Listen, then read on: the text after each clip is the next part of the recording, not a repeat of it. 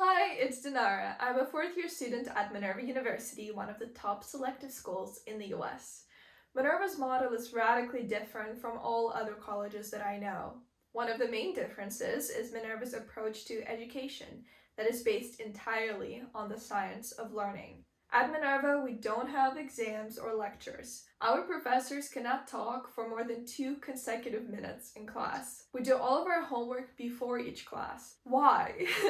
In this lesson, I will explain to you the reasoning behind Minerva's methods, the pros and cons, and how it affects us, the students. Teaching focuses on information transmission, but learning is all about information acquisition. Through rigorous research studies, the science of learning tells us that lectures are a horrible way to acquire information. Instead of passive listening, students should actively engage in their learning to make sure that they don't just memorize information for an exam, but they actually process it and remember it long term. And meanwhile, I will focus on how it all might look in practice at Minerva. The first important thing is that there are no lectures at Minerva. Instead, every class session is a seminar with no more than 19 students in class, and the professor, obviously. That low number of students ensures that everybody gets to participate in the discussions and doesn't feel left out. You literally have to be part of the class. The second important thing is that instead of exams, we have written assignments throughout the semesters and free-form polls in every class. Instead of cramming for the finals in the end of the semester, students are evaluated on their knowledge consistently throughout the whole semester. We're also polled in the beginning of each class. We're given a question or a prompt, and we have 5 minutes to write a long response to that and use all the concepts that we learned prior to class. For example, I have a class called Socioeconomic Influences on Art and Literature. A poll in the beginning of that class could look like, name 2 artistic techniques that are different in the Renaissance compared to today, and what historical forces could inflect that. To respond to that poll, I would use concepts such as historicize art and art markets to fully explain my point of view. At the end of the class, we're polled again about what we learned during that session. For example, what was a comment that was made by another student that deepened your understanding about the patron-artist relationship during the Renaissance? Our professors grade some or all of those responses. The third important aspect of Minerva's education model is the reversed classroom model. Instead of doing homework after classes and having the professors grade that homework, we prepare all of the materials before each class sessions. It could be articles, it could be videos, it could be papers, it could be scientific papers that our professors give us, and we have study guide questions so that we know what exactly to focus on. We also have pre-class work additionally to that.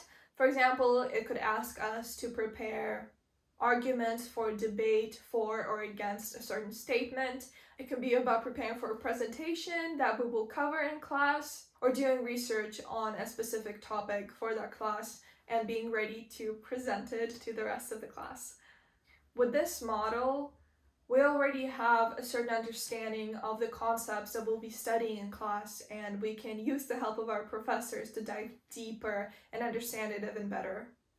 Our professors usually ask us to copy and paste our pre-class work into the poll during the class. They can also ask us some questions about it. Sometimes we're also graded for the spoken response in class. So perhaps our professors ask us some questions about the pre-class work that we did, or some study guide questions, and we have to come up with a really good, profound response to that.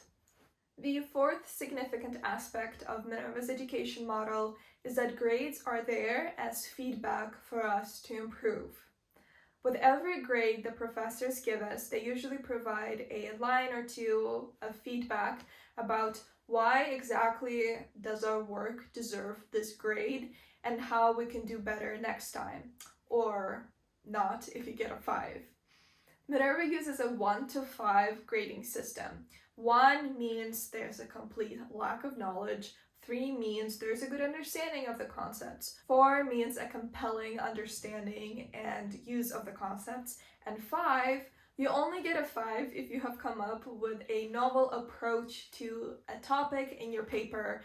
It's if you have a very creative solution or a original thought and you were able to explain it really well. This way, the grades you get represent how profoundly you understand the subject and how well you can apply what you learned. You don't compete with other students in class. You only compete with your past self. Moving on to location-based assignments, or LBAs. They are a big part of Minerva's curriculum and one of my favorite parts. To write a location-based assignment, we have to use the concepts that we learned in class and apply them in real life, and that involves going out into the city and exploring it. For example, when I lived in Seoul, I had an assignment in which I had to deconstruct a company's structure and understand its purpose.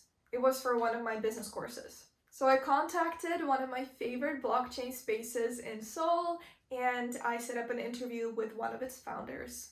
It was a fantastic opportunity to learn more about them, to have a very interesting long conversation, and also to collect data that I could use in my assignment for my business class.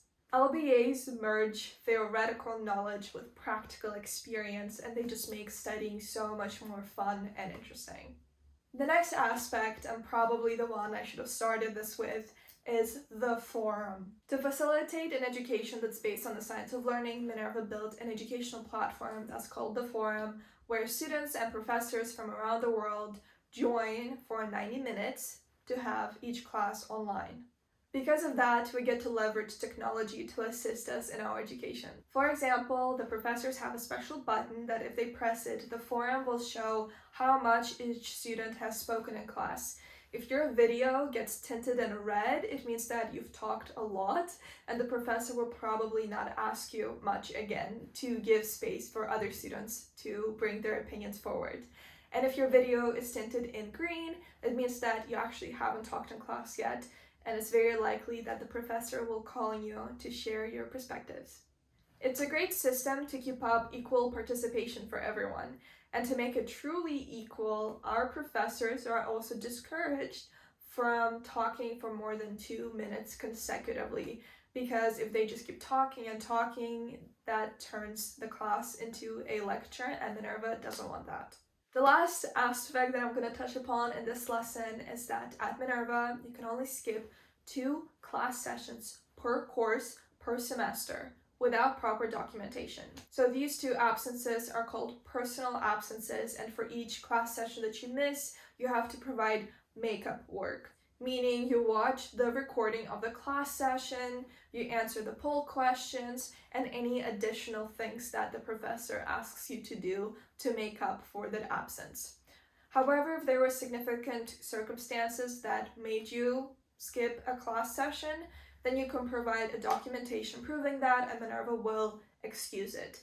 So for instance, that could be a medical emergency, that could be an illness, that could be technical issues that you had, and that could also be a job interview that you couldn't reschedule. And I know that Minerva excuses some absences for very important professional events that you had to participate in. There are many more specifications of the Minerva model that I would love to talk about, but these few are the first that just popped into my mind because they're so stark. The main question now is, what are the advantages and drawbacks of this model? Let's start with the advantages.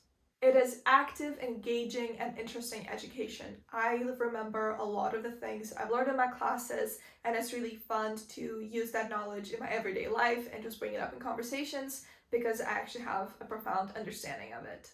Number 2 is collaborative spirit. We genuinely want each other to do better, and we don't compete for higher grades. Number 3 is that you get to learn different perspectives that you didn't think of yourself from other students in class. We all come from very diverse backgrounds, and it's really nice that not only do I get to have information from my professor, not only do I get to have information from the books or the articles that I've read, but also from my peers that also have a lot of knowledge and experience. Number 4, I think because of the science of learning, we get to have a deeper understanding of the texts and concepts that we study. Number 5 is that there's high mobility, being able to take class from my computer and do my work on my computer.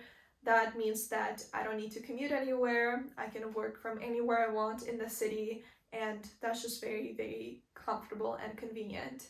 And number 6, you get to know a lot about your local community because the education model encourages you to be open-minded and to think about ways in which you can also contribute to the community that you live in.